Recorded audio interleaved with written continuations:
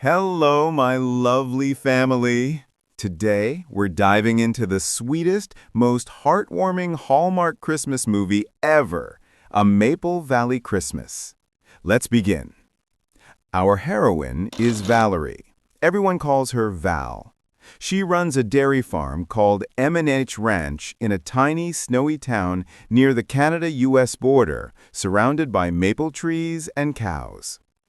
Val's whole world is milking 200 cows, making maple syrup, and dreaming with her dad about opening their own ice cream creamery one day.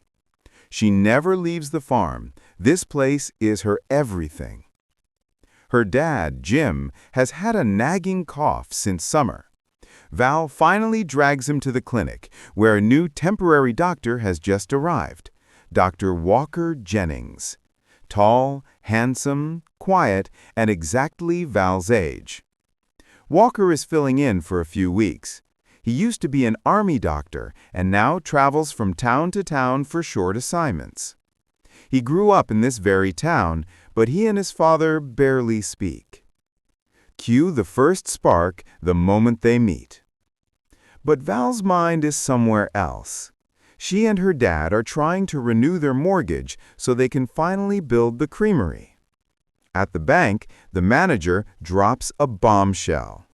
Sorry, Val, the land isn't actually registered in your family's name. The legal owner is a company called D Property Company. The land was purchased in 1946 with military pension money. Val is devastated. Their whole farm, house, cows, and dreams could disappear if someone shows up claiming to be the heir of D Property Company. The ranch was named M&H after her grandparents Marguerite and Henry got married, but no one ever mentioned the land was bought separately, and no one in the family ever served in the military. So who on earth is D? Val breaks down. Her city lawyer brother Ben calls and tells her to let it go, but Val refuses. This is my home. I'm not giving up. Her best friend Holly says, don't worry, the new Dr. Walker is a total history nerd. His grandmother was a wartime photojournalist. He can help. That night, Walker brings over his grandmother's old wartime photo albums to the ranch. As they flip through the pages, Val suddenly screams, "That's my Grandma Marguerite, the blonde girl third from the left." Turns out, during World War II, Marguerite was a home front hostess. She entertained soldiers with dances and letters to keep their spirits up. Strict rules: no dating soldiers, no personal letters. But Marguerite was clearly a rule breaker. On the back of one photo, someone wrote, "Can I write to you?" And a soldier replied, "It's against the rules, but here's my address anyway." Val's head is spinning. Could D be that soldier? But Grandpa Henry never went to war, so what is going on?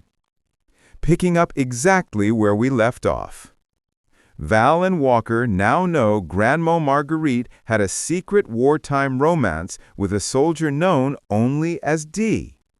Val is heartbroken. She always thought her grandparents had the perfect love story.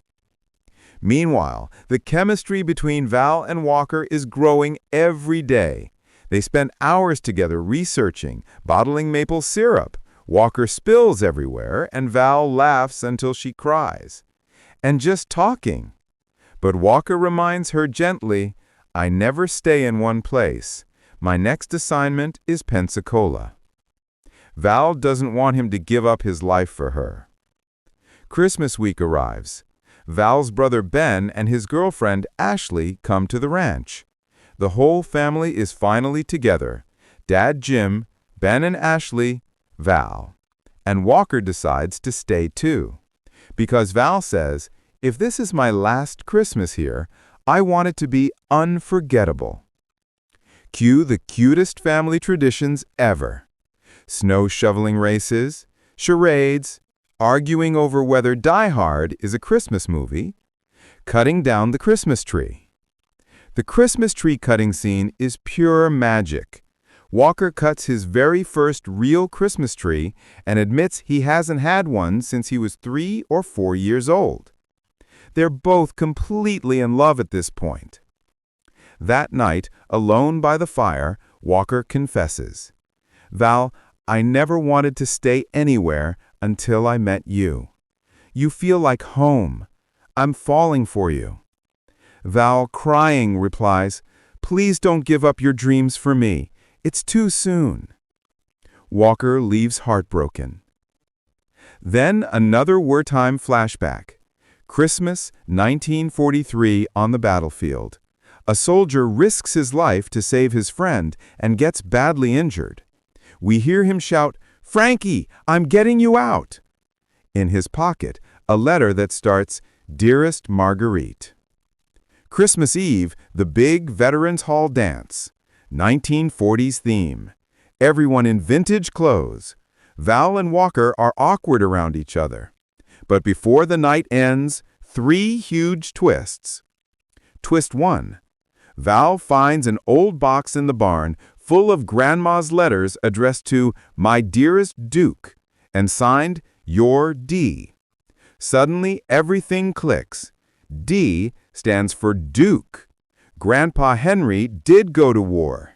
His army buddies called him Duke or Hank.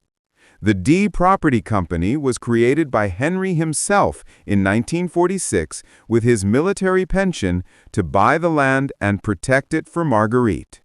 The ranch has always been safe. Twist 2.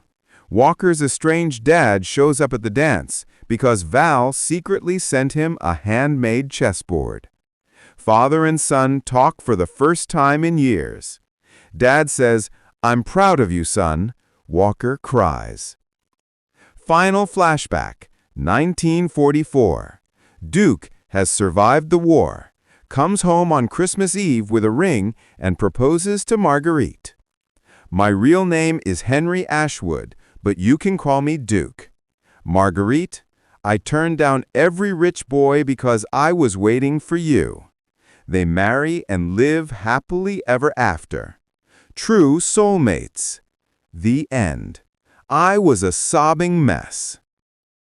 So tell me, what was your favorite moment? Grandpa's real proposal? Walker's proposal? The land being saved? Comment below and spread the Christmas love. Merry Christmas, my sweet family. Go hug someone you love right now.